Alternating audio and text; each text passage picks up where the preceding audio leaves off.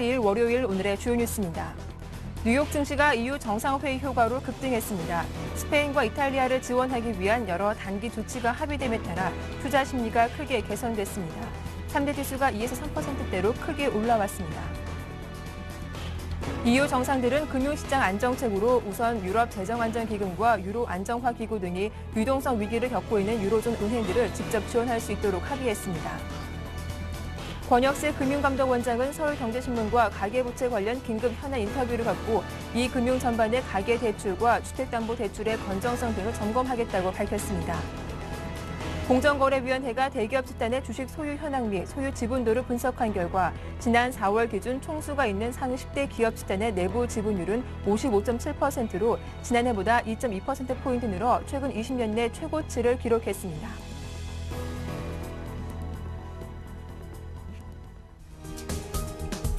안녕하세요. 굿모닝 대박 예감 박미라입니다. 7월의 첫 거래일 여러분들과 함께하고 있습니다. 지난주 막을 내린 EU 정상회담의 효과가 온 글로벌 증시에 호재로 작용하고 있죠. 위기국으로 떠오른 스페인 증시는 무려 5% 이상 급등하면서 회담 결과에 화답하는 모습이었는데요. 경기 회복 가능성이 높아지면서 국제 유가는 하루 만에 9%나 오르기도 했습니다. 자, 이번 한 주 시장 흐름 어떻게 전망하는지 전문가들의 의견 자세하게 들어보도록 하고요. 또 오늘 시초가에 바로 매수할 수 있는 종목과 함께 또 증권사 투자 전략까지 꼼꼼하게 챙겨드리도록 하겠습니다. 자, 굿모닝 대박 예감 2부 순서 지금 바로 시작하겠습니다.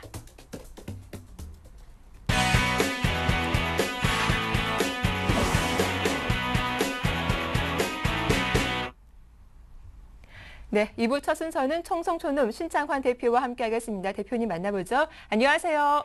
예, 안녕하십니까. 박미라님. 안녕하십니까. 청송촌놈 신창환입니다. 네, 지난 금요일 코스피 지수는 전야 후 강의 모습을 보이면서 강하게 올라왔습니다. 하지만 외국인이 대거 선물 매도를 걸어놓고 있는 상태인데요. 지수에 미치는 영향은 어떨까요? 그렇죠. 일단 유럽의 이제 안정권으로 접어들었나 안 들었나 이제 가장 이게 문제가 될 것 같은데요. 제가 볼 때는 아직까지는 안정권에 이제 접어들지 못했다. 일단 단기 호재성이 아닐까 이렇게 생각합니다. 제가 이제 한 금요일 날 여러분한테 뭐라고 했냐면 외국인이 선물을 사놓을 것이냐 안 사놓을 것이냐 근데 외국인이 갑자기 4,500억을 사놓으면서 주가가 반등하는 그런 국면을 보였습니다. 그렇지만 외국인이 다시 2,000억을 매도하면서 2조 4천억 정도 그대로 보유를 하고 있는데요. 제가 볼 때는 장 자체가 오늘은 제가 뭐 두말 나위 없이 적극적으로 아침부터 팔아보자 주의입니다. 그래서 시청자 여러분께서는 제가 이제 여러분한테 계속 그 지난주에 이제 물량을 늘리자고 했는데요.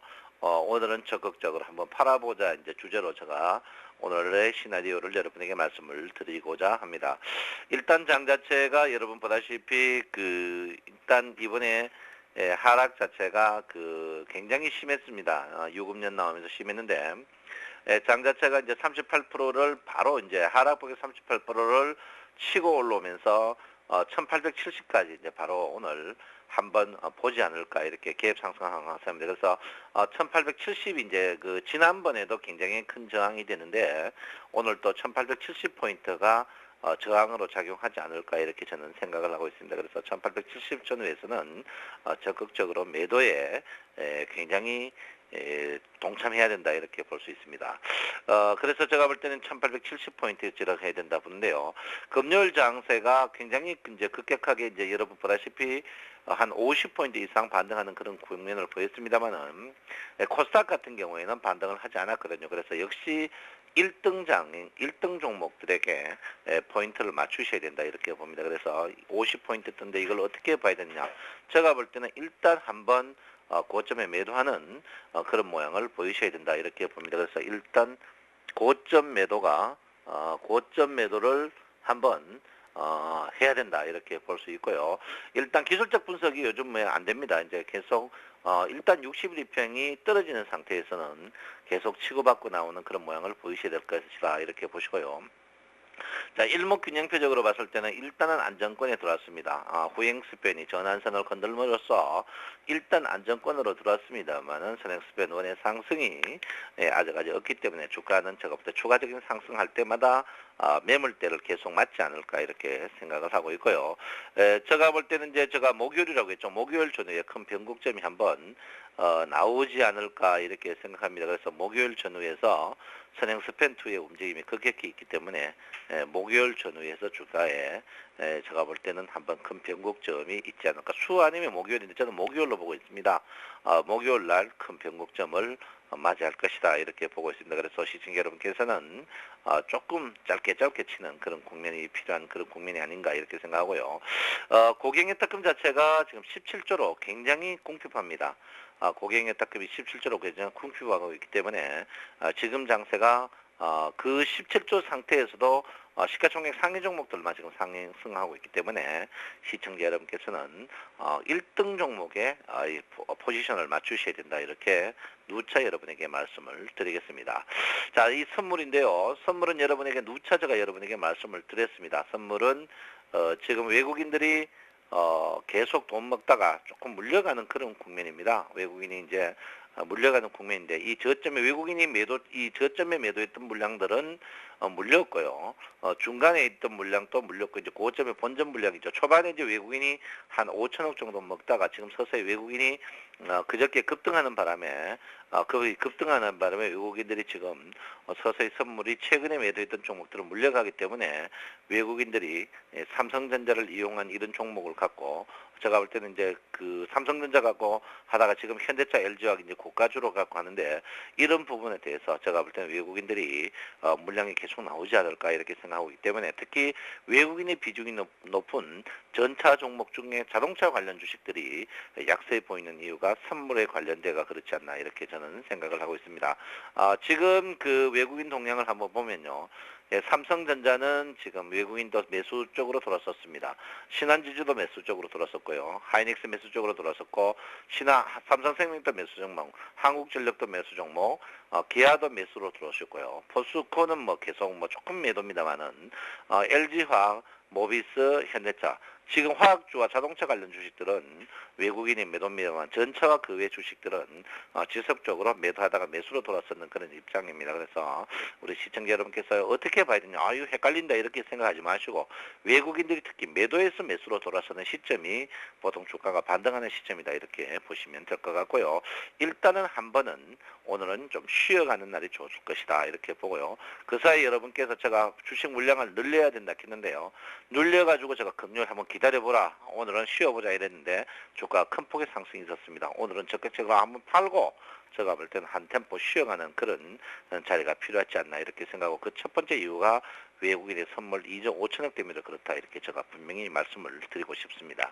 네, 오늘 좀 아침부터 팔아보자 전강 후약 장세를 예측해 주셨습니다. 자, 그런데 대표님, 지난주 하반기에 2,000포인트 도달 가능성을 말씀해 주셨는데요. 오늘도 7월에 첫 거래일이지 않습니까? 7월 증시 전망도 부탁드릴게요. 예, 제가 이제 올 작년에 제가 여러분 10월부터 1월까지 모든 그 증권사와 그 모든 방송에서 주식이 급등하고 뭐 2,300 간다고 동네 아우성을 친 그런 전력이 있습니다. 그때 제가 여러분한테 뭐라 했냐면, 이제 작년 1월이죠. 1월에. 제가 1월에 이제 상승한 후에 여러분 지금 주가는 2,000포인트 이 자리에서 고점을 치고 주가 급락이 나올 것이다 이렇게 제가 얘기했습니다. 이게 작년에도 그런 일이 있었거든요. 작년에 이제 온 동네 방송들이 주가 상승한다 할 때 저는 급락 나옵니다 이래가지고 제가 이제 수익을 말하다 거기 기록이 다 돼 있는데요. 어쩔 수 없이 61일평에 도전하면 안 되는 그런 자리거든요. 61일평에서 도전하면 안 되는 자리다. 61일평이 어쨌든 간에 120일에서 150일 사이에 한번 돌아가는 그런 국면이다 이렇게 말씀을 드렸습니다. 그래서 61일평이 이제 한번 이제 이 갭이 큰 상태에서 갭이 줄어드는 상태로 들어갈 때 주가가 급락 나오듯이 지금은 주가가 반등의 국면이 있다 이렇게 봅니다. 61일평에 절대 도전하면 안 된다 이렇게 보는데요. 저는 뭐 원래 주가가 하반기에는 주식을 적극적으로 해야 된다. 제가 이제 누차 여러분에게 4주 전부터 주식을 한 달 전번이죠. 그때 수익을 말하다 보면 제가 여러분 그때는 제가 지수를 말하지 않았습니다. 주식을 지금은 적극적으로 할 때입니다. 이렇게 했는데 이제 하반기에 제가 지수를 이제 2주 전에 이제 그 수익을 말하다 해서 이번 주가는 여러분 2,000포인트까지 갈 겁니다라고 제가 했습니다. 하반기에 2,000포인트가 그 첫 번째 이유 중에 하나가 제가 볼 때는 장 자체에 슬럼합니다. 왜 그러냐면 서서히 이제 우리 개인들도 좋은 주식, 시가총액 상위 종목 사는 종목에 습관이 들어져 있습니다. 그래서 제가 볼 때는 그런 종목 쪽으로 계속. 그 다음에 두 번째는 코스닥의 거래 비중이 줄었다 이런 볼 수 있겠죠. 예, 코스닥이 이제 거래 비중이 줄었다면 사람들이 유명 메이커 사듯이 주식도 이제 좋은 주식을 사게 돼 있습니다. 좋은 주식을 사게 돼 있기 때문에 저기는 거기에 보고 세 번째는 대선이다. 여당이든지 야당이든지 앞으로 이제 기업을 갈구치 못할 것이다 이렇게 생각하고 있습니다. 그래서 저는 여러분에게 이번 그 하반기에는 적극적으로 주식을 투자해야 된다. 주식을 진짜 해야 된다 이렇게 봅니다. 그래서 주가에 제가 이제 2,000포인트를 간다는 게 보통 61평 과거 61평 고가에 가는 습관이 있습니다. 여기 보시면 과거에 61평 고가에 가는 습관인 주가가 항상 꼭집니다. 그래서 제가 볼 때는 61평이 과거에 갔던 자리가 2,000포인트이기 때문에 저는 하반기에 분명히 2,000포인트 간다고 여러분 확신하고 있기 때문에 우리 시청자 여러분께서는 주식을 늘리는 습관을 들여야 된다 이렇게 보고 주식을 특히 잡주 아직도 늦지 않았다 우량주로 하셔야 된다 이렇게 봅니다. 그래서 2,000포인트는 분명히 갈 것이다 이렇게 봅니다. 이번 달이 이제 여러분 10월 달입니다. 보통 7월 달에 장이 안 좋다고 보통 그렇습니다. 여름에 휴가 시즌이죠. 그걸 이제 아리마기법의 세일기법이라고 하는데요. 제가 볼 때는 이번 7월 달은 장 자체가 좋지 않을까. 6월 달에 워낙 아래 꼬리 닿는 큰 장세가 나왔습니다. 하루 만에. 그래서 제가 볼 때 7월에는 장세가 좋을 것이다 이렇게 보고요. 7월에는 다시 1900포인트를 다시 한번 볼 것이다 이렇게 저는 보고 있습니다. 그래서 우리 시청자 여러분께서 참 우리 1등 방송 서울방송 1등 우리 시청자 여러분께서 이런 부분을 한번 간과하지 마시고 주식을 늘려야 된다. 그렇지만 지금은 짧게 쉬셔야 된다 이렇게 보는데요. 일단은 여러분 일단 주식을 일정 페이스는 보통 갖고 계셔야 된다 이렇게 보는데 주식이 100이 있다면 보통 38과 62입니다. 38과 62인 갖고 있는 잔량을 갖고 있어야 됩니다. 그래서 보통 약세장에 있는 주가를 38% 갖고 있고 보유하고 현금을 62% 보유하는데 강세장은 62% 보유하고 주식을 보유하고 38% 현금을 보유해야 됩니다. 제가 볼 때는 지금부터는 여러분께서 주식을 62% 보유하는 현명함이 필요하다 이렇게 볼 수 있겠습니다. 그래서 주식을 62% 보유하면서 38% 현금을 적게 보유하는 그런 비중으로 가셔야 된다. 그 이유는 61평 자체가 이미 조금 있으면 턴 시점으로 와 있다. 61평이 고점 치고 43일인데 보통 61평이 고점 치고 60일에서 70일 사이가 가장 주가가 저점에서 늘어나는 그런 국면에 있습니다. 그래서 시청자 여러분께서는 주식을 분명히 제가 늘려라. 그 대신 1등 주식만 늘려라. 1등 방송 보는 분들이 1등 주식을 늘리지 않으면 안 된다. 제가 분명히 말씀드리겠습니다. 우리 센식전 신재정 여러분 1등 주식 사셔야 된다. 제가 분명히 말씀드리고요. 새 시청자 여러분께서 꼭 하실 일이 또 있습니다. 뭘 해야 되느냐. 우리 센 방송이 세게 제일 좋은 방송이라고 혼자 보지 말고 1인당 10명 증대운동을 해야 된다. 분명히 10명 이상 증대운동 하지 않으면 여러분은 센 방송을 볼 자격이 없다. 제가 분명히 말씀드리겠고요. 제가 볼 때는 오늘은 고점에 팔아보자. 아무 생각 없다. 일단 팔고 여러분 한번 다시 재맞이하는 그런 장이 돼야 되고 7월장은 여러분 분명히 HAPPY 해피한 장이 될 것이다. 저는 분명히 여러분에게 말씀을 드리겠습니다. 여러분 7월의 시작입니다. 무덥지만 파이팅 하시고 센 방송 보면서 항시 즐거운 여러분이 되시기를 축원하겠습니다. 청송촌놈 신청원이었습니다. 네, 7월 증시 전망까지 잘 들었습니다. 고맙습니다. 감사합니다. 네, 지금까지 청성촌놈 신창환 대표와 함께했습니다.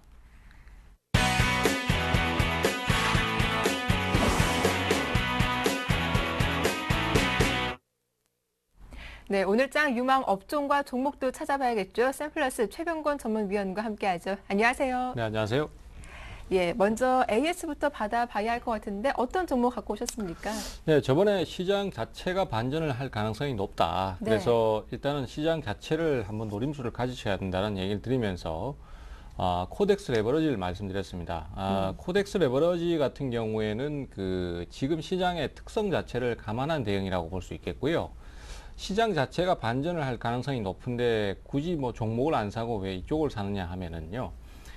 최근 들어서 시장의 특징을 보면은 기관이나 특히 외국인들 같은 경우에 이 메이저들의 매매 대응에 의해서 종목 같은 경우에는 그 지수가 반전을 하거나 조정을 받더라도 진행 자체가 지수를 따라가지 않는다라는 것입니다. 즉 시장 자체가 반전을 하고 있는데도 불구하고 특정 종목은 오히려 내림세를 보인다든가 또 아니면은 소폭의 오름세에 그쳐버린다든가 이런 현상이 두드러지고 있고요.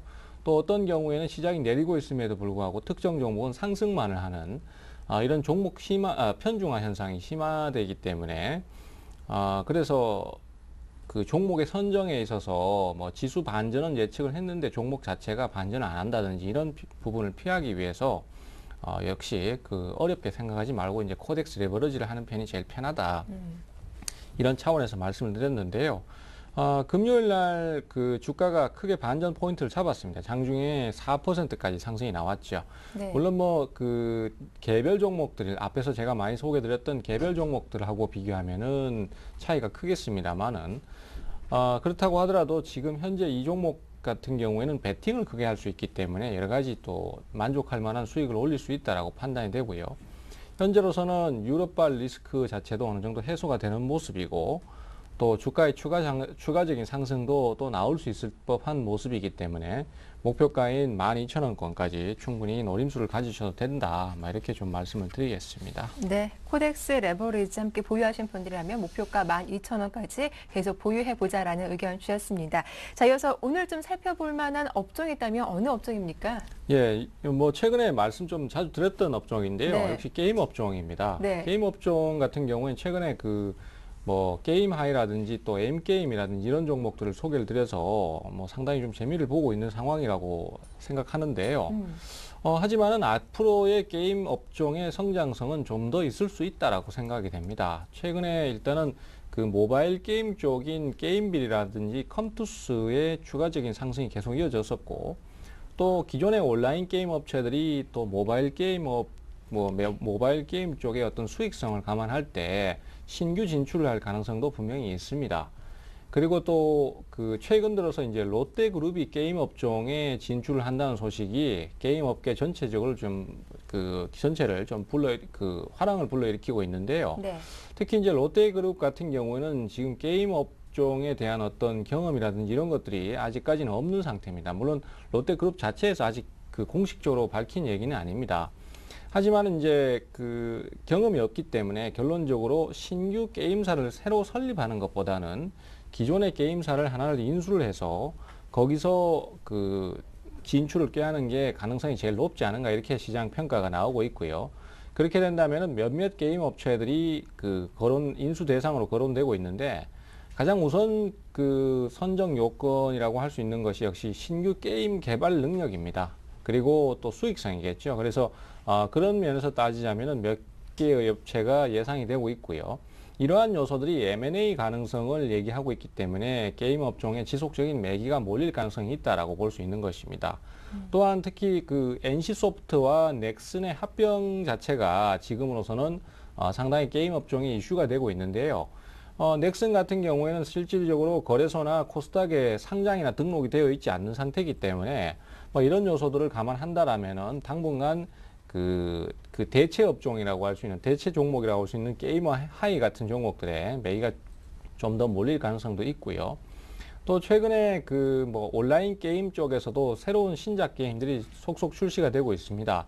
과거에 빌리자드사의 그 디아블로 3라는 게임 자체가 상당히 큰 이슈를 일으켰던 반면에 최근에 NC소프트가 5년 정도 개발 기간을 갖췄죠. 뭐 그래서 블레이드 소울이라는 게임이 있는데 저도 잘은 모릅니다. 하여튼 요 게임 자체가 이제 디아블로 3를 대적할 만한 게임이라고 이렇게 얘기를 하고 있습니다. 저도 뭐 그 주식을 추천하기 이전에 게임을 한번 해봐야 될 것 같습니다. 어쨌든 그런 부분이 있어야 될 것 같고, 하여튼 지금 현재로서는 그래서 게임 업종이 수급이나 그다음에 또 실적이나 이런 면에서 전반적으로 상당히 좀 개선이 나오고 있다라고 생각이 되고 있고요. 또 최근에 주가들 진행 모습을 봐도 역시 그런 부분들이 잘 좀 증명이 되고 있기 때문에 한 번쯤은 계속 관심을 좀 가져주시는 게 좋지 않겠나 이렇게 판단을 하고 있습니다. 네, 지난주에도 게임 업종 한번 말씀하시면서 추천하신 종목이 M게임이었는데 바로 상한가에 오르기도 했었죠. 오늘도 이 M게임 가져오신 이유는 추가적인 상승을 더 기대하는 걸로 해석할 수 있을까요? 네, 그렇습니다. 일단은 M게임이 지금 현재 목표가를 한번 도달을 했습니다. 그쵸. 하지만 또 다시 지금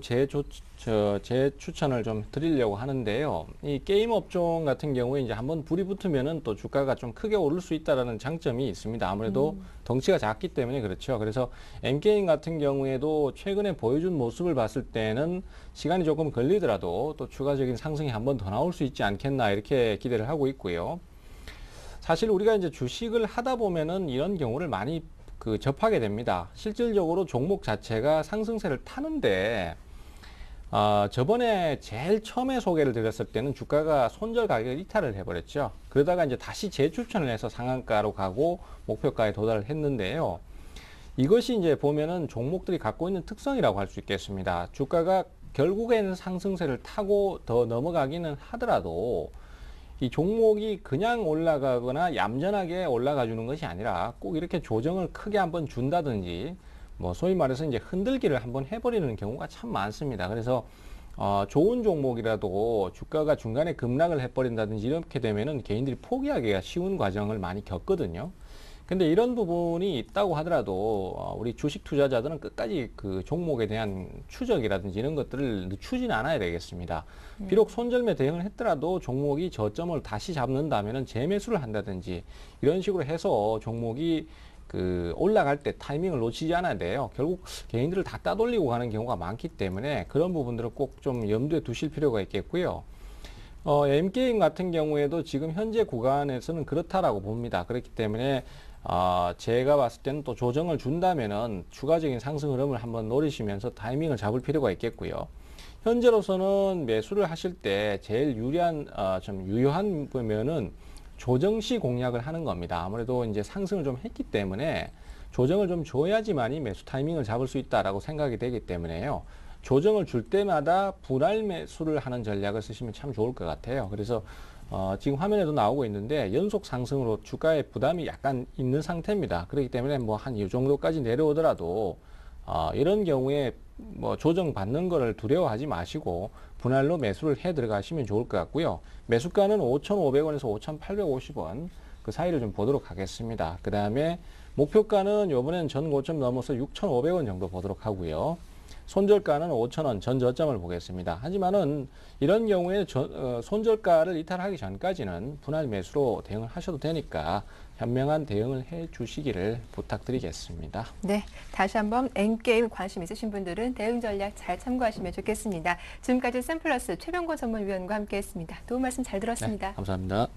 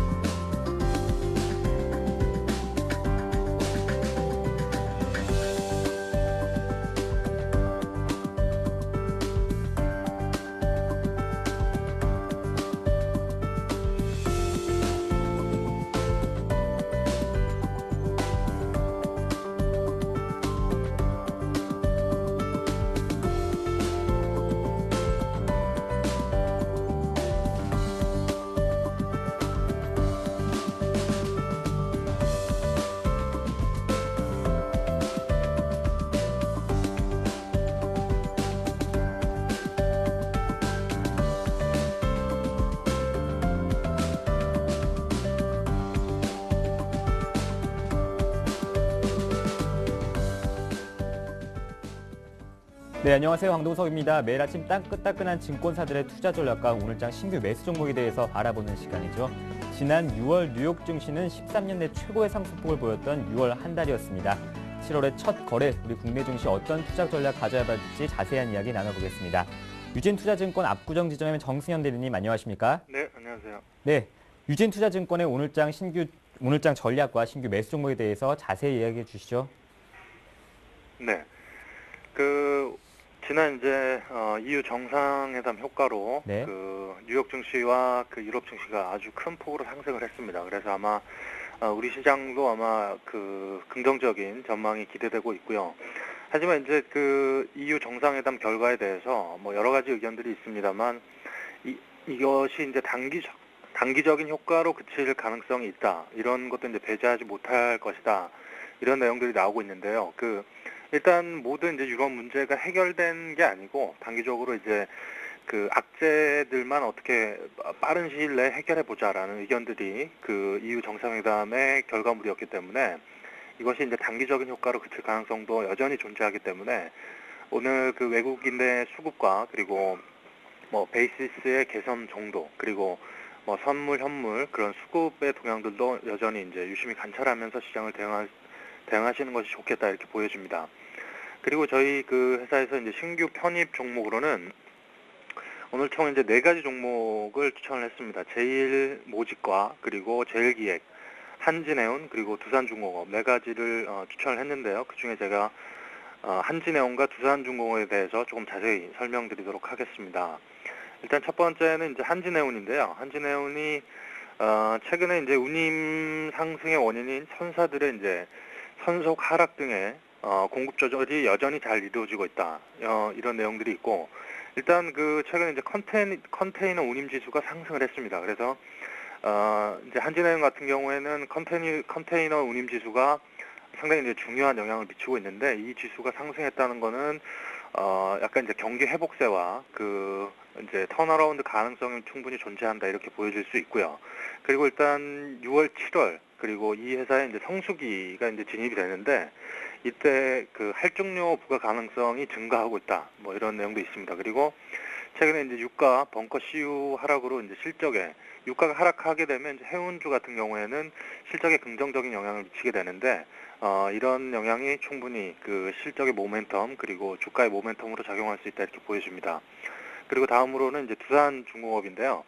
뭐 해운과 조선 어떻게 보면 이제 같은 그 실적주, 성장주 그리고 같은 모멘텀을 갖고 이제 움직이는 주식이다 이렇게 볼 수 있겠는데 최근에 이제 두산중공업 같은 경우에는 그 사우디 발전 플랜트와 그리고 UAE 그리고 신울진 3, 4호기 등 국내외 원전 관련 매출이 빠르게 이제 성장하고 있습니다. 그래서 수익성이 빠르게 개선되고 있는데 이런 부분들이 두산중공업에는 긍정적 영향을 미치고 있고 그리고 하반기에는 신규 수주주로 이제 반영되는 역사적 특징이 있습니다. 3분기에 사우디, 인도 그리고 베트남 등에서 발전에 있어서 원전이나 뭐 이런 부분에 신규 수주가 이제 증가할 것이다. 이런 내용들이 있습니다. 그리고 최근에 이제 주가가 뭐 여러 가지 큰 폭으로 이제 하락을 하면서 주가 자체가 큰 폭의 그 역사적 밸류에이션 자체가 아주 저점에 와 있다. 이런 분석이 있습니다. 그래서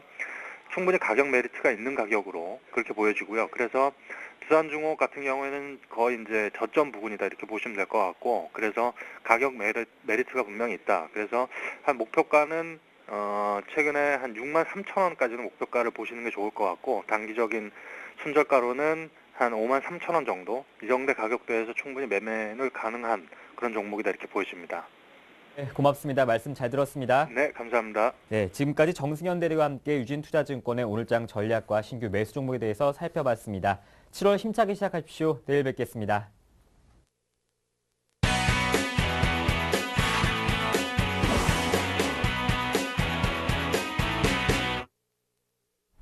네, 오늘장 실전 매매 기법 알아보도록 하겠습니다. 평택총룸 정호영 전문가와 전화 연결해보죠. 안녕하세요.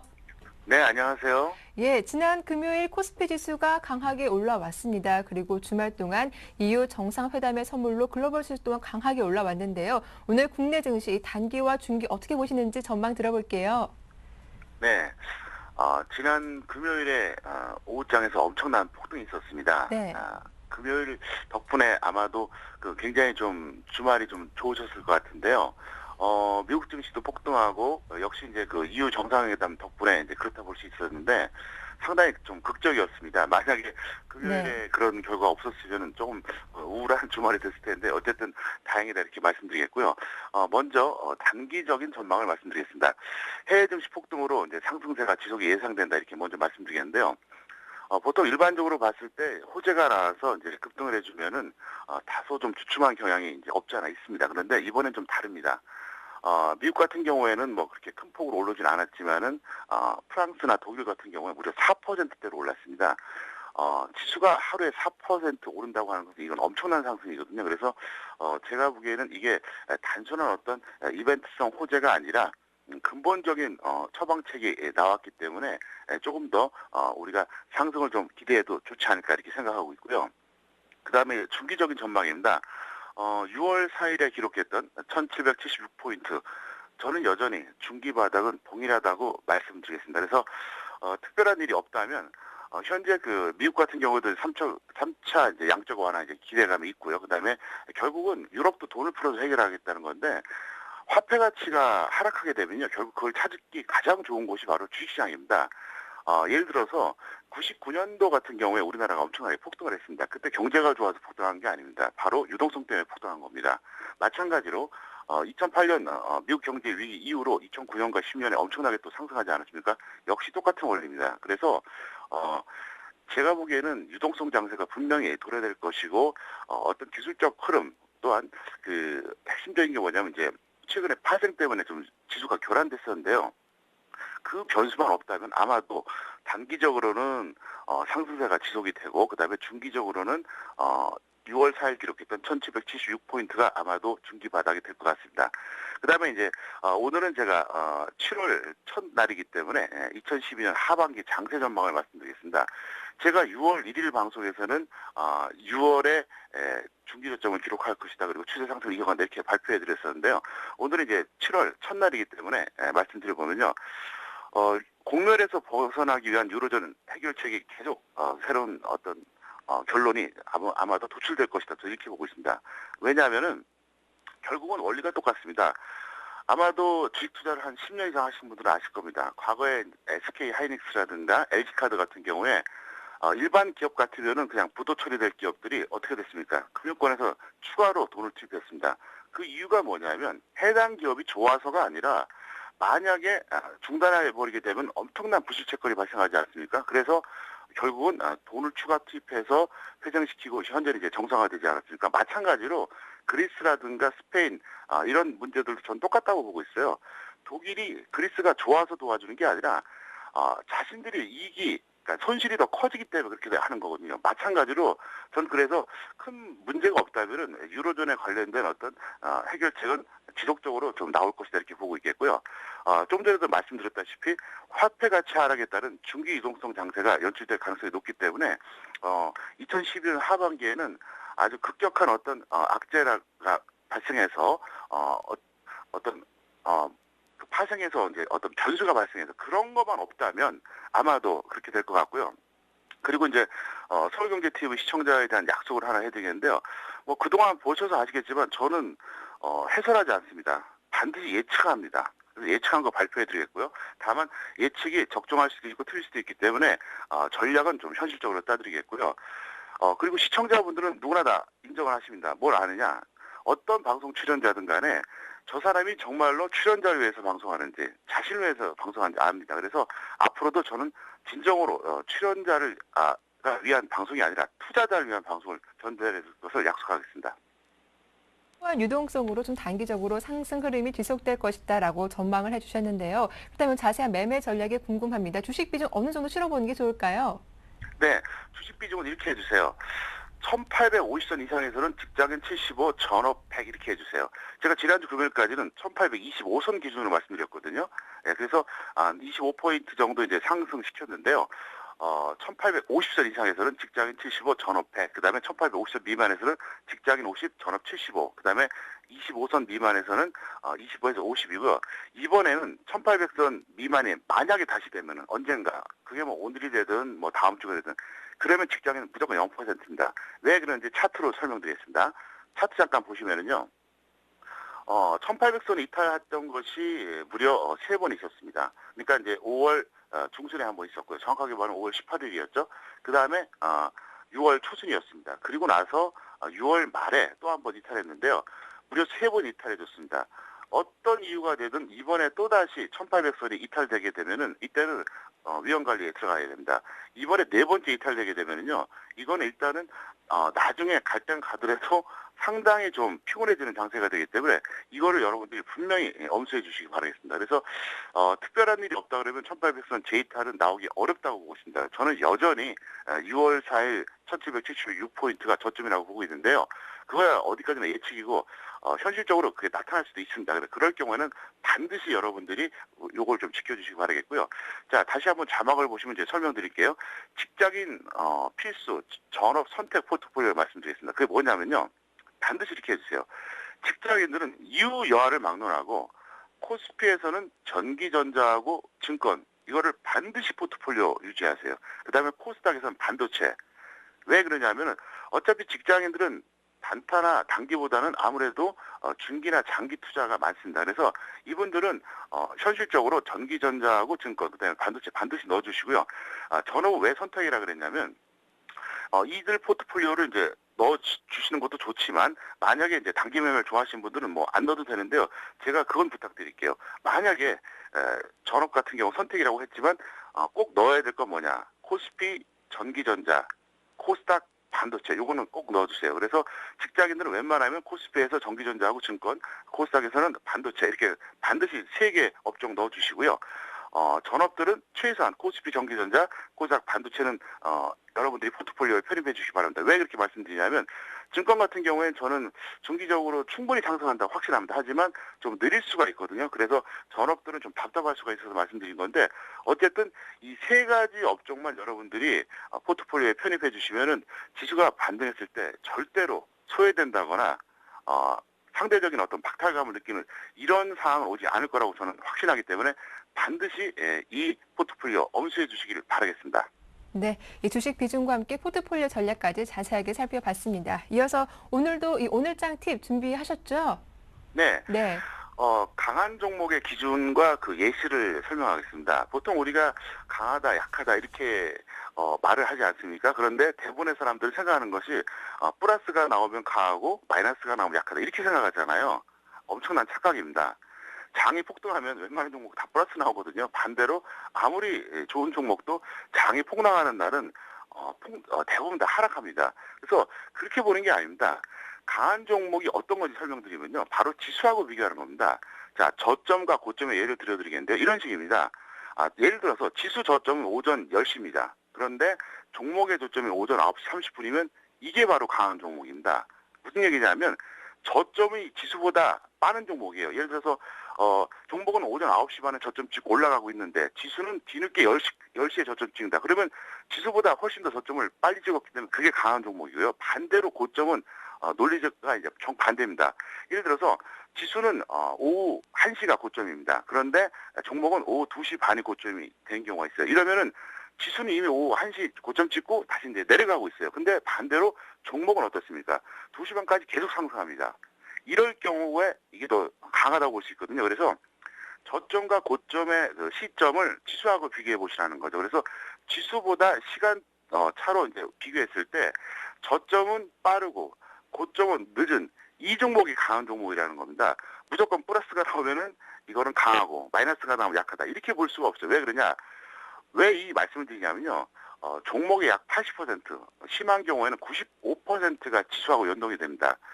투자자분들이 작년에 여름에도 그랬고 이번에 5월에도 아마 경험하셨을 겁니다. 지수가 대폭락하는 날은 어떻습니까? 대부분 다 하락합니다. 또 지수가 대폭등하는 날은 어때요? 대부분 다 상승해요. 그리고 중기 추세적으로 보더라도 80에서 95% 정도가 지수하고 연동이 됩니다. 그런데 왜 이 설명을 드리냐? 지수하고 연동이 된다고 봤을 때 지수보다 오히려 강한 종목과 약한 종목이 규정이 있어야 되는데 바로 이거라는 거예요. 그래서 보통 추세적으로나 당일의 등락이 지수하고 연동되지만 딱 지수하고 비교해봤을 때 내 종목이 지수보다 저점이 빠르다, 고점은 느리다. 그러면 강하다 이렇게 생각하시고요. 반대일 경우 약하다 이렇게 생각하셔야 됩니다. 이거 굉장히 중요한 거기 때문에 단순하지만은 상당히 참고할 만합니다. 그래서 여러분들이 보유 종목을 판단할 때 반드시 이 기준을 참고해달라 이렇게 설명드렸습니다. 네, 어떤 종목이 강한지 오늘 그 기준에 대해서 말씀드렸습니다. 도움 말씀 고맙습니다. 네, 감사합니다. 네, 지금까지 평택청룸 정호영 전문가와 함께했습니다.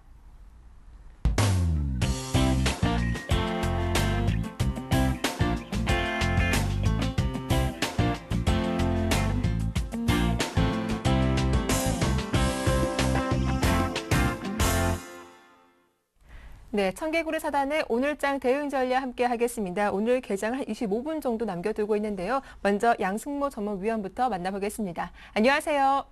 네, 안녕하십니까. 예, 오늘 시장 어떻게 예측하시는지 차트를 통해서 분석해보겠습니다. 네, 제가 지난주에 코스피는 1830포인트를 좀 기준으로 대응하되 긍정적인 시각으로 우리가 접근하자라고 이렇게 시나리오를 잡아드렸습니다. 현재까지 본다면은 긍정적이라고 일단 볼 수 있겠고요. 지난주 시초가는 제가 1830포인트를 중심으로 대응을 하자라고 했었는데 일단 금요일 종가상 1830포인트를 상회하면서 마감하였기 때문에 오늘 기준은 1870포인트를 좀 제시해드리도록 하겠습니다.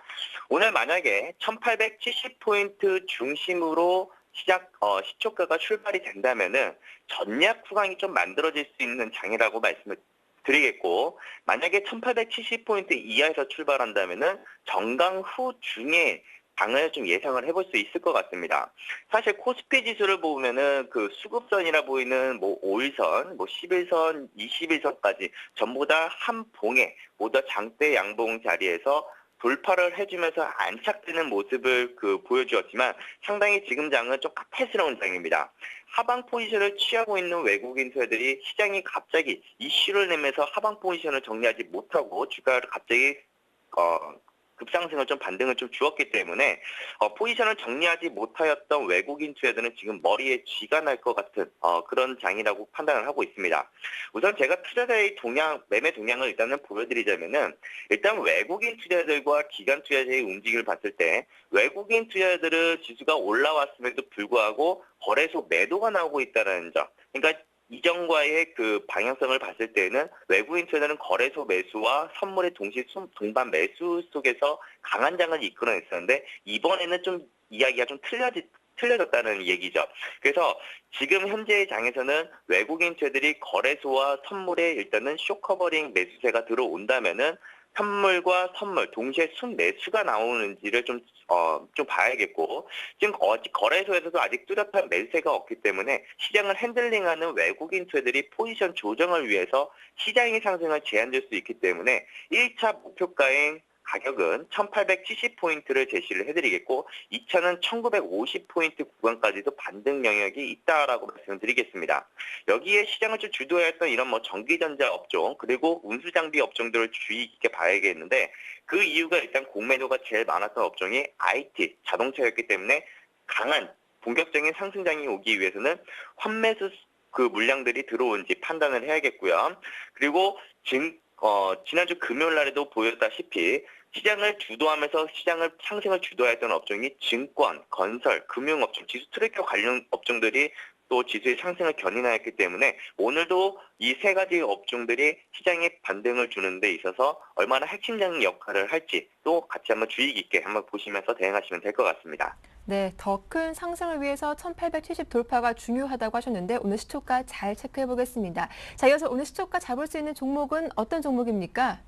네, 오늘의 시초가 베팅 종목 금호타이어로 하겠습니다. 네. 일단 금호타이어를 보면은 단기 이렇게 시장에 급등이 나왔던 이후로부터 좀 추가적인 조정이 나온 모습을 좀 보여주고 있는데요. 현재의 자리에서 접근을 한번 해보도록 하겠습니다. 우선은 단기적으로 과하게 이격을 벌여놨었는데 이 이격 자체를 지금 상당히 수렴시킨 이후에 다시 한번 가격에 힘을 줄 수 있는 그런 반등 위치권대에 놓여져 있다라고 일단은 판단을 하고 있고요. 일단은 전체적으로 지수의 하단 밴딩, 그러니까 지수의 이제 항상 저점, 고점 저항이 되었던 이 자리를 이제 다시 한번 이제 돌파를 해주고 지지를 다시 확인하고 한 시점이기 때문에 시장의 턴어라운드 시점에서 받는 탄력을 한번 기대를 해볼 수 있다. 또 여기서 기관 투자들과 외국인 투자들이 꾸준한 순매수세를 좀 보여주고 있기 때문에 여기서는 쌍거리 매수의 힘이 또 지속적으로 된다면은 충분히 정고점 16,350원을 돌파할 수 있다라고 판단을 합니다. 또 적정 매수 주가는 15,000원으로 잡되 일단 시초가 베팅 가능하다는 말씀을 드리겠고 일단 단기 목표가 16,000원 제시해드리겠고요. 우리가 다시 한번 이제 손절가를 잡는다면은 14,500원을 이탈하지 않는다면은 유효한 시초가 베팅 종목이라고 말씀을 드려보도록 하겠습니다. 네, 대응 전략 잘 들었습니다. 고맙습니다. 네, 감사합니다. 네, 시초가 공략 종목으로 금호타이어 말씀 들어봤습니다. 이어서 수급 특징도 찾아보도록 할 텐데요. 나종우 전문위원님, 안녕하세요. 예, 안녕하십니까. 예, 먼저 지난 시간 추천하셨던 인터파크부터 AS 해주시죠. 예, 저번 주에 인터파크를 제시해드렸는데요. 주가가 매수가에서 움직여주면서 매수의 기회는 충분히 있었다라고 보여집니다. 장중에는 3% 이상까지 수익권에도 있었으나 그 월말 기간의 윈도우 드레싱 효과로 대형주들의 좀 수급이 몰리면서 상승폭을 반납하는 모습이 있었는데요. 여전히 우상향 추세를 타고 있고 장기 이평선 121선을 돌파 후 연속적으로 지지해주는 모습을 보여주고 있기 때문에 추가 상승 가능성은 높다고 보여지기 때문에 목표가까지 홀딩해 보시는 전략으로 대응을 보시면 좋겠습니다. 그래서 오늘 살펴봐야 할 수급 특징주는 어떤 종목입니까? 예, 제가 오늘 제시해드릴 종목은 솔브레인입니다. 네. 솔브레인은 IT 관련 핵심 소재를 생산하고 있는 국내 주요 반도체 그리고 디스플레이 제조사, 2차 전지 제조사의 제품을 공급하고 있는 기업인데요. 동사의 주력 사업 중 하나인 스팅글래스가 플렉서블 디스플레이 출시 이후에 성장률이 둔화될 수 있다는 우려감이 확대되면서 주가가 연초 지속적으로 하락하는 모습을 보여주었는데, 하지만 분기 기록을 지속적으로 경신하고 있고 또 싱글래스의 매출액 추이와 삼성 디스플레이의 플렉서블 디스플레이 진행 상황을 고려하면 현재 주가는 플렉서블 디스플레이에 대한 우려감이 지나치게 방연된 그런 수준으로 판단되고 있습니다. 그렇기 때문에 최근 주가 하락을 매수의 기회로 보시고 대응해 보시면 좋겠다는 판단이 되고 있는데요.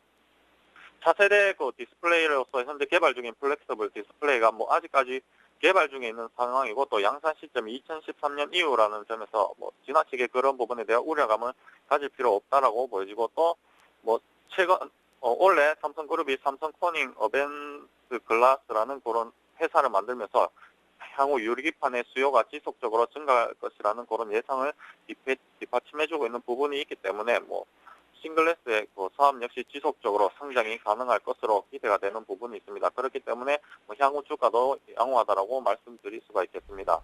그리고 솔브레인 고객사들의 2분기 평균 가동률이 1분기보다 상승하는 모습을 보여주고 있기 때문에 그런 부분을 조금 참고해 보시면 좋을 것 같고, 수급 동향을 살펴보시면 이 종목 메이저들이 꾸준하게 지속적으로 들어온 모습은 아니지만 최근에 기관에서 물량이 들어오면서 또 주가가 반등 국면을 보이고 있는 상황이고, 외국인들도 매수세가 슬슬 붙어주고 있다는 점을 고려하면 수급 동향은 상당히 양호하다라고 말씀드릴 수가 있겠습니다.